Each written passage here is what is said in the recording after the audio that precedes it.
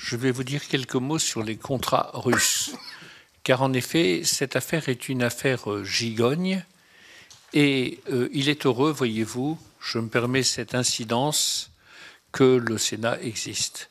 Car nos collègues de l'Assemblée nationale ayant créé une commission d'enquête qui a explosé en vol, comme les décisions qui eussent été opportunes, ainsi que l'a dit notre président Philippe Bas, n'ont pas été prises le 2 mai, ni d'ailleurs le 3 mai, ni d'ailleurs jusqu'à la parution d'un article dans le journal Le Monde, eh bien, il est heureux que des parlementaires aient pu enquêter, faire leur travail, ce que nous faisons sur tous les sujets, sans aucune restriction dès lors que nous étions dans le cadre de notre mission. Et c'est très important parce que ce qui apparaît maintenant, on pourrait nous dire que ce n'est pas essentiellement dans le cadre de notre mission, mais dès lors qu'il s'agit de financement, de contrats qui ont été conclus pendant que M. Benalla et M. Kras étaient à l'Élysée, ou étaient en lien avec l'Élysée, il y a là quelque chose qui est considérable pour les conséquences éventuelles par rapport à la sécurité, non seulement de la présidence de la République, ce qui n'est pas rien, vous en conviendrez, mais au-delà. Mis en avant dès le début des travaux de notre commission, le manque de précaution et de diligence de la présidence de la République dans la prévention des conflits d'intérêts de certains de ses collaborateurs, pendant ou après l'exercice de leurs fonctions, s'est confirmé au fil des révélations sur l'affaire dite des contrats russes. La Commission n'a pas pu procéder sur ce sujet à des demandes d'informations complémentaires dans les délais impartis à l'exercice des pouvoirs d'investigation qui lui ont été consentis par le Sénat pour 6 mois le 23 juillet 2018. Elle tire néanmoins des informations qu'elle a réunies 3 conclusions majeures. D'abord, en matière de faux témoignages. Les informations révélées par la presse, en particulier les enregistrements qui ont donné lieu à diverses péripéties parues dans la presse également, les enregistrements donc publiés par le journal Mediapart le 31 janvier 2019 et les déclarations publiques faites par M. Jean-Maurice Bernard, président d'une société qui, dans le contexte où nous sommes, s'appelle bizarrement Velours. Velours. Le 11 février, sur BFM TV, laisse à penser qu'Alexandre Benalla et Vincent Kras se sont rendus coupables lors de leurs auditions devant la commission des lois du Sénat le 21 janvier de faux témoignages. Premièrement, sur les 3 points suivants. Premièrement, l'implication d'Alexandre Benalla dans la négociation et la conclusion du contrat liant la société Mars, on parle Velours, Mars, et un représentant de l'oligarque russe, M. Iskander Makhmoudov, profondément lié à M.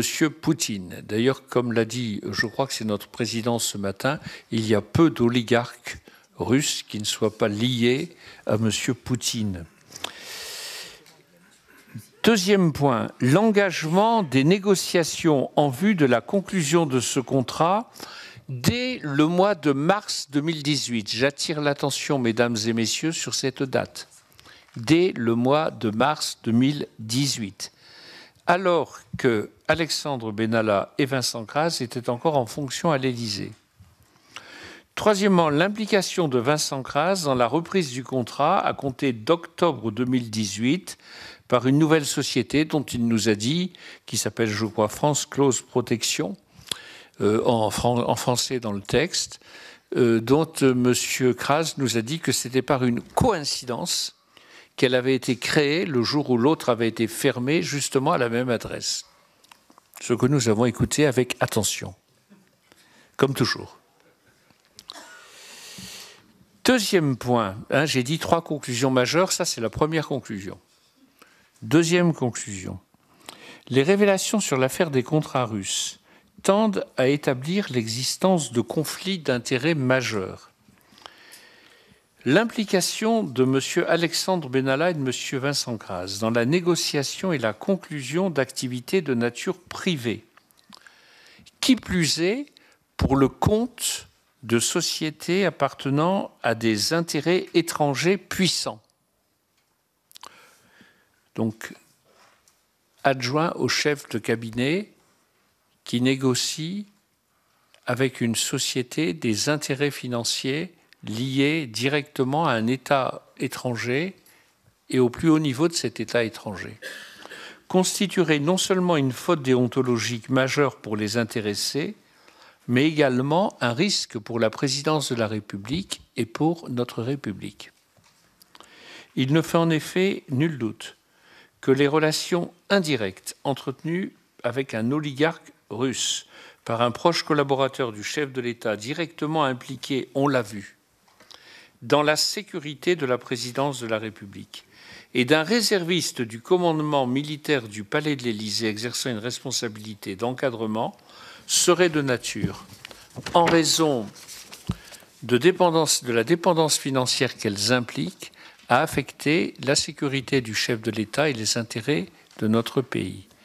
Les ramifications de cette affaire des contrats russes jusqu'à Matignon et au sein de l'armée française, je précise, à travers un autre de ses protagonistes, M. Choukri Vakrim, présenté comme le compagnon de la responsable du groupe de sécurité du Premier ministre, Mme Marie-Élodie Poitou, qui a depuis lors démissionné de ses fonctions. Et par ailleurs, sous-officier, M. Wakrim, je précise, sous-officier affecté au commandement des opérations spéciales. Donc, dans un cercle très circonstancié du renseignement. Ne manque pas d'inquiéter quant au risque de vulnérabilité que ces activités commerciales ont fait courir aux plus hautes institutions de l'État. C'est la deuxième conclusion. Voici la troisième. Alors que l'affaire des contrats russes met en lumière d'importants dysfonctionnements au plus haut niveau de l'État, il est certain que la présidence de la République a péché par manque de précaution en ne prenant pas toutes les mesures qui paraissent absolument nécessaires pour s'assurer que les intérêts privés de certains de ses collaborateurs n'interféreraient pas avec l'exercice de leurs fonctions et ne compromettraient pas leur indépendance. Dès le début de ces travaux, la Commission a en effet mis en avant le fait qu'Alexandre Benalla, comme d'ailleurs 7 autres agents nommés en qualité de chargés de mission à l'Élysée, échappaient à toute transparence.